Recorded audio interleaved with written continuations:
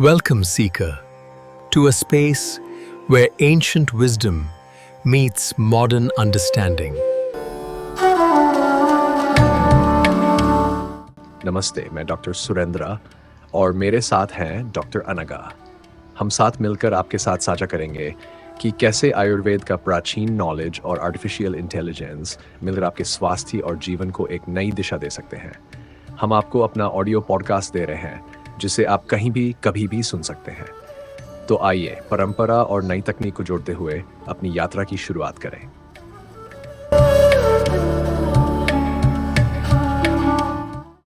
नमस्कार। आज हम एक बहुत ही दिलचस्प विषय पर बात करने वाले हैं, आयुर्वेद और सांख्यिकी मतलब स्टैटिस्टिक्स, इनका संगम। हमारे पास एक स्टडी के कुछ अहम हिस्से हैं और ये बताते हैं कि कैसे स्टैटिस्टिक्स के कुछ बहुत बुनियादी सिद्धांत, जिन्हें केंद्रीय प्रवृत्ति के माप कहते हैं, मेजर्स ऑफ सेंट्रल टेंडेंसी, ये आयुर्वेदिक रिसर्च को न सिर्फ गहराई दे सकते हैं बल्कि उसे और ज्यादा रिलायबल और वैज्ञानिक बना सकते हैं। तो चलिए इसे थोड़ा खोलते हैं, समझने की कोशिश करते हैं कि ये गणितीय टूल्स माध्य, माध्यिका और बहुलक यानी मीन, मीडियन, मोड, ये आयुर्वेद की दुनिया में कहाँ फिट होते हैं। चाहे वो किसी की प्रकृति का स्कोर समझना हो या हर्बल दवाओं की क्वालिटी तय करनी हो या फिर इलाज कितना कारगर रहा ये देखना हो। और हाँ, ये भी देखेंगे कि ये सब भारत के जो बड़े लक्ष्य हैं जैसे विजन 2030 और विकसित भारत 2047 उनसे कैसे जुड़ता है। बिल्कुल। और यहाँ सबसे मजेदार बात यह है कि कैसे आयुर्वेद के जो पुराने सिद्धांत हैं जैसे प्रमाण मतलब ज्ञान पाने और मापने के तरीके और आज की स्टैटिस्टिकल रिगर ये एक साथ आ सकते हैं। ये सिर्फ नंबरों का खेल नहीं है, असल में ये आयुर्वेद की जो समझ है उसे और सटीक, सिस्टमैटिक और ऑब्जेक्टिव बनाने की कोशिश है ताकि इसे दुनिया भर में और मजबूती से रखा जा सके। बहुत बढ़िया। तो कहाँ से शुरू करें? सबसे पहले लेते हैं अंकगणितीय माध्य, जिसे हम आम तौर पर औसत या एवरेज कहते हैं। इसकी कैलकुलेशन तो सीधी है, सारे मानों को जोड़ो हाँ। और फिर जितने मान हैं उनकी संख्या से भाग दे दो, हो गया औसत। पर आयुर्वेद में इसका क्या काम? आयुर्वेद में इसके कई अहम उपयोग हो सकते हैं। बिल्कुल।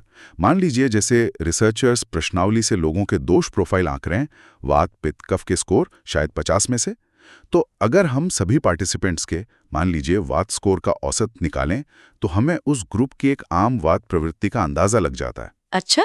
ये जानकारी किसी कम्युनिटी हेल्थ प्रोग्राम के लिए या किसी खास आबादी पर फोकस्ड रिसर्च के लिए बहुत काम की हो सकती है। पता चलता है कि समूह में कौन सी टेंडेंसी ज्यादा डोमिनेंट है। हाँ, ये तो ग्रुप की एक जनरल पिक्चर देता है। और मुझे लगता है शायद व्यक्तिगत स्तर पर भी, जैसे ट्रीटमेंट की प्रोग्रेस देखने में, मान लीजिए किसी लक्षण की तीव्रता का औसत स्कोर समय के साथ कैसे बदल रहा है। निश्चित रूप से, बिल्कुल। समय के साथ लक्षणों की तीव्रता या क्वालिटी ऑफ लाइफ स्कोर्स का औसत निकालकर इलाज कितना इफेक्टिव रहा यहाँ का जा सकता है। और जैसा आपने शुरू में कहा, हर्बल दवा मानकीकरण, स्टैंडर्डाइजेशन, उसमें इसका बहुत बड़ा रोल है। स्टडी में अश्वगंधा का उदाहरण दिया है, विथेनोलाइड्स जैसे एक्टिव कंपाउंड्स होते हैं। अब अगर हम दवा के अलग अलग बैच में इन कंपाउंड्स की औसत मात्रा मतलब एवरेज कॉन्सेंट्रेशन को कंट्रोल करते हैं तो ये पक्का कर सकते हैं कि हर बार मरीज को लगभग एक जैसा असर मिले। हाँ, ये कंसिस्टेंसी तो बहुत जरूरी है। बिल्कुल, इससे दवा की क्वालिटी और रिलायबिलिटी बढ़ती है, खासकर जब आयुर्वेद को ग्लोबल स्टैंडर्ड्स पर देखा जा रहा हो। एकदम सही। और एक दिलचस्प बात यह है कि औसत निकालने का ये जो आइडिया है ये कोई एकदम पश्चिमी या नया नहीं है। हमारी स्टडी में रसायन शास्त्र के एक पुराने रेफरेंस का जिक्र है, समूहानाम गुणानाम मध्य प्रमाणस्यात्, जिसका सार यही है कि सामूहिक गुणों का मध्य यानी औसत एक अहम माप या स्टैंडर्ड होता है। अच्छा। तो ये दिखाता है कि डेटा के सेंट्रल पॉइंट को समझने की अहमियत हमारे शास्त्रों में भी थी। आधुनिक सांख्यिकी बस उसे एक ज्यादा डिफाइंड गणितीय रूप देती है। ये वाकई दिलचस्प है, प्राचीन ज्ञान और आधुनिक विज्ञान का मेल। चलिए अब दूसरे माप पर आते हैं, माध्यिका यानी मीडियन, जहां औसत सारे मानों को देखता है। माध्यिका थोड़ी अलग है। अगर हम सारा डेटा क्रम में लगा दें, छोटे से बड़ा, तो ठीक बीच में जो मान आता है वो माध्यिका है। इसकी क्या खास बात है? माध्यिका की सबसे बड़ी खूबी ये है कि ये चरम मानों मतलब आउटलायर्स से बहुत कम प्रभावित होती है। यानी अगर डेटा सेट में कुछ बहुत बड़े या बहुत छोटे मान हैं तो वो औसत को तो ऊपर या नीचे खींच सकते हैं। हाँ। लेकिन माध्यिका पर उनका असर बहुत कम या ना के बराबर होता है। वो अपनी जगह पर स्थिर रहती है। और ये आयुर्वेद में कैसे उपयोगी है? आयुर्वेद तो व्यक्ति विशिष्ट उपचार पर जोर देता है, जहाँ विविधता, वेरिएशन बहुत होता है। बिल्कुल, और इसी विविधता के कारण माध्यिका बहुत रेलेवेंट हो जाती है। स्टडी में विरेचन का एक अच्छा उदाहरण है वो शुद्धिकरण चिकित्सा। मान लीजिए हम ये स्टडी कर रहे हैं कि विरेचन शुरू होने में कितना समय लगता है। अब कुछ लोगों में ये बहुत जल्दी हो सकता है, शायद कुछ घंटों में, कुछ में बहुत देर से, हो सकता है अगले दिन। ये जो एकदम कम या एकदम ज्यादा समय है, ये औसत समय को काफी बदल सकते हैं। हमें शायद एक मिसलीडिंग पिक्चर मिले। सही बात है। लेकिन अगर हम सभी समयों को क्रम में लगाकर बीच का समय यानी माध्यिका देखें तो हमें एक ज्यादा स्टेबल और रिप्रेजेंटेटिव माप मिलेगा कि भाई आमतौर पर कितना समय लगता है। समझ गई। मतलब ये हमें बताता है कि आधे लोगों में प्रतिक्रिया इससे पहले हुई और आधे में इसके बाद। ये उन सिचुएशंस में बहुत काम का है जहां डेटा इवनली डिस्ट्रीब्यूटेड नहीं है। बिल्कुल। एक और उदाहरण लें। किसी पंचकर्म क्लिनिक में आने वाली मरीजों की उम्र का एनालिसिस कर रहे हैं। हो सकता है ज्यादातर रोगी 40-60 साल के हों, पर कुछ 20 साल के युवा भी हों और कुछ 80 साल के बुजुर्ग भी। अब औसत उम्र शायद इन कम या ज्यादा उम्र वालों से प्रभावित हो जाए, लेकिन माध्यिका हमें उस टिपिकल या मध्य रोगी की उम्र का बेहतर अंदाजा देगी। अच्छा। ये जानकारी क्लिनिकल ट्रायल डिजाइन करने या सर्विसेज को टारगेट करने के लिए महत्वपूर्ण हो सकती है। और आपने पहले आयुर्वेद के प्रमाण सिद्धांत की बात की थी, क्या माध्यिका का कोई फिलोसॉफिकल कनेक्शन भी है? हाँ, एक गहरा संबंध नजर आता है। आयुर्वेद हमेशा संतुलन, बैलेंस और मध्य मार्ग पर जोर देता है, अति से बचने की बात करता है। स्टडी में एक सिद्धांत का जिक्र है, उत्तीर्णस्यात् अवृत मध्यता, जिसका भाव यही है कि मध्य में रहना, एक्सट्रीम्स को अवॉइड करना। माध्यिका की ये जो खासियत है कि वो चरम मानों से ज्यादा प्रभावित नहीं होती और डेटा के केंद्र पर फोकस करती है, वो कहीं ना कहीं आयुर्वेद के इस मूल सिद्धांत से मिलती है। तो ये सिर्फ एक गणितीय माप नहीं, बल्कि एक कॉन्सेप्ट है जो आयुर्वेदिक फिलॉसफी के साथ रेजोनेट करता है। ये तो बहुत ही सुंदर तालमेल है। तो हमने माध्य यानी औसत और माध्यिका यानी बीच का मान समझ लिया। अब तीसरा है बहुलक यानी मोड, शाब्दिक मान। ये क्या है? बहुलक इन तीनों में शायद सबसे सरल है। ये डेटा सेट में वो मान होता है जो सबसे ज्यादा बार आता है, जिसकी फ्रीक्वेंसी सबसे ज्यादा हो। सबसे ज्यादा बार आने वाला मान। अच्छा, आयरलैंड में इसकी क्या रेलेवेंस हो सकती है? इसकी रेलेवेंस खास तौर पर क्वालिटेटिव डेटा और कैटेगराइजेशन में दिखती है। जैसे महामारी विज्ञान, एपिडेमियोलॉजी के सर्वेज को लें। अगर हम किसी इलाके की आबादी का सर्वे करके उनकी प्रकृति, वात, पित्त, कफ तय करते हैं, तो बहुलक हमें बताएगा कि उस आबादी में सबसे कॉमन दोष प्रकार कौन सा है। मान लीजिए 100 लोगों में से 60 की प्रकृति वात प्रमुख निकली, तो वात प्रमुख उस डेटा सेट का बहुलक हुआ। अच्छा, तो ये सबसे आम या सबसे प्रचलित चीज को हाईलाइट करता है। बिल्कुल। और ये जानकारी फिर रीजनल हेल्थ प्लानिंग या प्रिवेंटिव मेजर्स के लिए काम आ सकती है। और क्या उपयोग हो सकते हैं इसके? क्लिनिकल ट्रायल्स में भी ये उपयोगी है। मान लीजिए कोई नई पॉलीहर्बल दवा का ट्रायल चल रहा है। मरीजों को तरह तरह के अनुभव हो सकते हैं, जिसमें कुछ हल्के साइड इफेक्ट्स भी शामिल हो सकते हैं। बहुलक का इस्तेमाल करके हम पता लगा सकते हैं कि कौन सा साइड इफेक्ट सबसे ज्यादा बार रिपोर्ट किया गया है। जैसे अगर पेट में हल्की जलन सबसे ज्यादा बार रिपोर्ट होती है, तो ये दवा की सेफ्टी प्रोफाइलिंग और मरीजों को दी जाने वाली सलाह के लिए एक अहम जानकारी बन जाती है। हाँ, ये सुरक्षा के लिहाज से तो बहुत जरूरी है। क्या इसका भी कोई शास्त्रीय संकेत मिलता है? स्टडी में एक संस्कृत रेफरेंस दिया गया है, यद अनेक संख्यासु अनुक्रमादपि विस्तृपा तद अधिक प्रकोपे विशेषः। इसका मोटा मोटा अर्थ ये लगा सकते हैं कि जो चीज या संख्या समूह में बार बार या सबसे प्रमुख रूप से फैली हुई है, विस्तृता, वो खास ध्यान देने लायक है, वो अधिक प्रकोप या सबसे प्रबल विशेषता मानी जा सकती है। ये बहुलक के कॉन्सेप्ट से काफी मिलता जुलता है, जो सबसे ज्यादा होने वाले मान पर जोर देता है। तो ये तीनों माध्य, माध्यिका और बहुलक हमें डेटा के केंद्र को अलग अलग नजरिए से देखने में मदद करते हैं।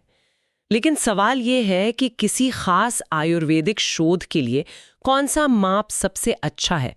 क्या कोई भी चुन ले? शायद नहीं।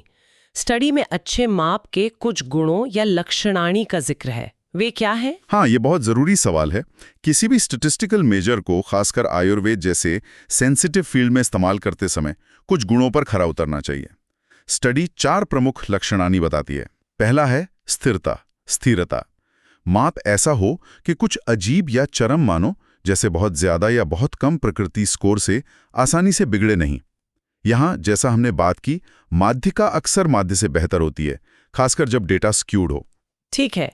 दूसरा, सरलता, सरलता। माप को समझना और उसकी व्याख्या करना आसान हो। आयुर्वेदिक डॉक्टर्स और रिसर्चर्स जो शायद स्टैटिस्टिक्स एक्सपर्ट्स न हों, उन्हें भी इसे आसानी से इस्तेमाल का पाना चाहिए। माध्य और बहुलक इसमें काफी सरल हैं। हाँ। माध्यिका की कैलकुलेशन थोड़ी मुश्किल हो सकती है बड़े डेटा सेट के लिए, पर कॉन्सेप्ट सरल है। तीसरा है उपयुक्तता, उपयुक्तता। माप अलग अलग तरह के आयुर्वेदिक डेटा पर लागू होना चाहिए, चाहे वो क्वांटिटेटिव डेटा हो जैसे हर्ब कॉन्सेंट्रेशन, या क्वालिटेटिव डेटा जैसे दोष प्रकार, या ऑर्डिनल डेटा जैसे लक्षणों की गंभीरता का स्केल। माध्य मुख्य रूप से क्वांटिटेटिव के लिए है, बहुलक क्वालिटेटिव के लिए बहुत अच्छा है, और माध्यिका क्वांटिटेटिव और ऑर्डिनल दोनों के लिए ठीक है। और चौथा है विशुद्धता, प्रेसिजन। कैलकुलेशन का तरीका एकदम साफ और वेल डिफाइन होना चाहिए, कोई एम्बिग्विटी ना हो, ताकि अलग अलग लोग सेम डेटा पर सेम रिजल्ट निकाल सकें। ये रिप्रोड्यूसिबिलिटी के लिए जरूरी है। अच्छा। तीनों ही माप, माध्य, माध्यिका, बहुलक, गणितीय रूप से वेल डिफाइंड है। तो इन गुणों को ध्यान में रखना ये पक्का करता है कि हम इन स्टैटिस्टिकल टूल्स का इस्तेमाल जिम्मेदारी से और इफेक्टिव तरीके से करें।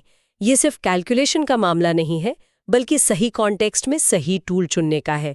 अब यहाँ से बात और भी दिलचस्प होती है।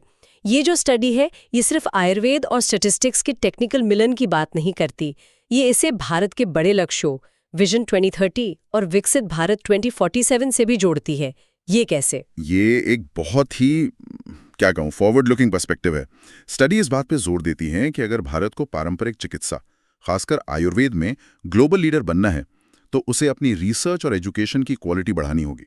और इसका एक अहम तरीका है आयुष संस्थानों में स्टैंडर्डाइज स्टैटिस्टिकल ट्रेनिंग को अपनाना।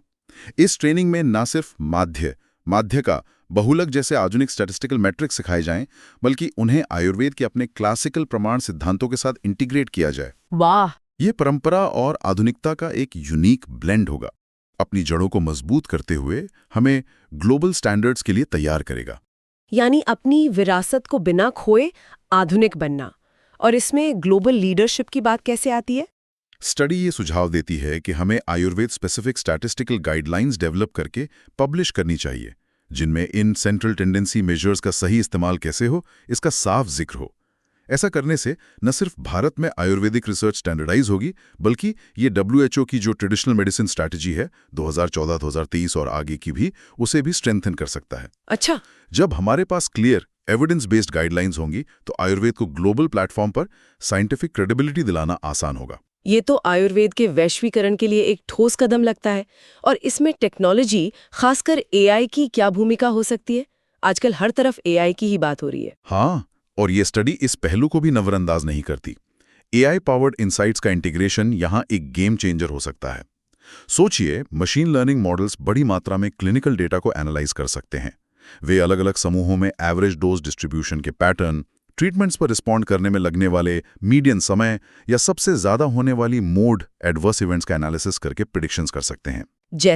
जैसे क्या किसी खास दोष प्रोफाइल वाले व्यक्ति की किसी खास इलाज पर एक निश्चित रिस्पॉन्स टाइम मीडियन के आसपास होने की संभावना है? क्या कुछ खास लक्षणों वाले मरीजों में किसी साइड इफेक्ट का खतरा ज्यादा है? इस तरह की प्रेडिक्शंस पर्सनलाइज्ड मेडिसिन को आयुर्वेद में एक नए लेवल पर ले जा सकती हैं। ये तो भविष्य की एक झलक है और काफी रोमांचक लग रही है। स्टडी रिसर्चर्स और स्टूडेंट्स को भी इस दिशा में काम करने के लिए कहती है ना? सिर्फ थ्योरी नहीं, प्रैक्टिकल टूल्स बनाने की भी बात है। बिल्कुल। स्टडी आयुर्वेदिक शोधकर्ताओं और छात्रों से आग्रह करती है कि वे AI और पारंपरिक ज्ञान के इन कनेक्शंस को एक्टिवली एक्सप्लोर करें। और ये सिर्फ एकेडमिक एक्सरसाइज ना हो, बल्कि प्रैक्टिकल डिजिटल टूल्स के प्रोटोटाइप बनाने की भी बात है। और उन टूल्स के लिए जो नाम सुझाए गए हैं वो भी बड़े दिलचस्प है, संस्कृत नाम। हाँ, ये एक बहुत सटल लेकिन अहम सुझाव है। इन डिजिटल उपकरणों के नाम संस्कृत में रखना, जो क्लासिकल टर्मिनोलॉजी से लिए गए हों, जैसे दोष दर्शन, मध्य विवेक, ये सिर्फ एक मार्केटिंग गिमिक नहीं है। ये टेक्नोलॉजी को हमारी सांस्कृतिक जड़ों और विरासत से जोड़ने का एक तरीका है। एक यूनिक इंडियन ब्रांड आइडेंटिटी बनाता है और यूजर्स को एक अपनेपन का एहसास कराता है। कुछ उदाहरण जो दिए गए हैं वे काफी प्रभावशाली लग रहे हैं। क्या हम उन पर थोड़ी और बात कर सकती हैं? जैसे दोष दर्शन। हाँ, दोष दर्शन की कल्पना एक ऐसे मोबाइल ऐप के रूप में की गई है जो शायद रोगी के इनपुट जैसे क्वेश्चनर या भविष्य में सेंसर डेटा भी को एनालाइज करने के लिए एआई का इस्तेमाल करें और व्यक्ति की प्रकृति, वात, पित्त, कफ का अनुमान लगाए, साथ ही एवरेज दोष स्कोर भी दे। ये स्टैंडर्डाइज्ड प्रकृति असेसमेंट में मदद कर सकता है। और मध्य विवेक? मध्य विवेक एक वेब बेस्ड प्लेटफॉर्म हो सकता है, एक तरह का डैशबोर्ड जो रिसर्चर्स या क्लिनिशियंस को क्लिनिकल डेटा अपलोड करने और फौरन मीन, मीडियन, मोड जैसे सेंट्रल टेंडेंसी मेजर्स पाने की सुविधा दे। इससे डेटा एनालिसिस तेज और आसान हो सकता है। प्रमाण पूर्वक, ये नाम सुनने में रोचक है। इसका क्या मतलब हो सकता है? प्रमाण पूर्वक शायद एक ऐसा टूल हो सकता है जिसे क्लिनिक में इस्तेमाल किया जा सके। ये रियल टाइम में जो माप लिए जा रहे हैं, जैसे नाड़ी परीक्षा के कुछ पैरामीटर्स या स्किन टेम्परेचर, उनकी एक्यूरेसी और कंसिस्टेंसी को वेरीफाई करने में मदद कर सकता है। अच्छा। इससे डेटा कलेक्शन की क्वालिटी बढ़ेगी। ये प्रमाण के कॉन्सेप्ट को सीधे टेक्नोलॉजी से जोड़ता है। त्रिदोष मध्य, ये तो बड़े स्केल पर लगता है। हाँ, त्रिदोष मध्य एक कॉम्प्रहेंसिव एनालिटिक स्वीट हो सकता है जो बड़ी आबादी में दोष प्रवृत्तियों का विश्लेषण करे।